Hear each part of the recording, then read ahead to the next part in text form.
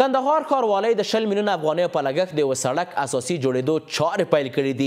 مسؤلین وایي دا سړک نږدې 2.5 کیلومتره اوږدوالی او 9 متره پلنوالی لري چې په جوړېدو سره به د سیمې اوسیدونکو ته ګڼې اسانتیاوې رامنځته شي. هدایت الله نیکزاد د ښار 15مې ناحیې اړوند سړک دی چې د کندهار ښاروالۍ له لوري په اساسي ډول جوړیږي. دا سړک چې نږدې 2.5 کیلومتره اوږدوالی او 9 متره پلنوالی لري په اساسي ډول جوړیږي. د دې سړک په رغولو باندې 20 میلیونه افغانۍ لګښت راځي چې د کندهار ښاروالۍ له لوري ورکول کیږي. د 2.5 کیلومتره سړک د کریزي کولو چارې راپیل کړې. دغه سړک چې ټولې ساختماني چارې د 3 میاشتو په موده کې بشپړې شوي دي. اوس فعلا یې دا د کریزي کولو چارې راپیل شوې چې پاته کارونه به یې هم د 4 یا 5 ورځو په موده کې بشپړ شي.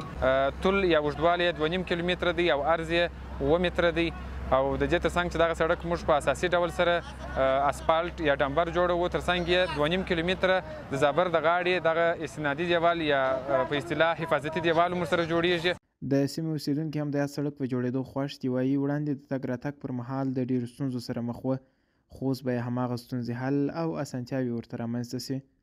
نو اوس ماشاءالله ډېر خوشحاله یو چې دغه دوړې د کورو ته راوړي وې، ګرد مریضان وه، څوک زکام وه، څوک څنګه وه، داسې دوړې نه دي خو تا مې بهتره لیدلې وې. موږ د کندهار ښاروالۍ څخه ډېر زیاته خوشحاله یو چې الله خیر وکړي سره چې موږ سره دغه همکاري وکړله، دغه سړک را جوړ کړي او ډېر فوق‌العاده را جوړ کړي سره.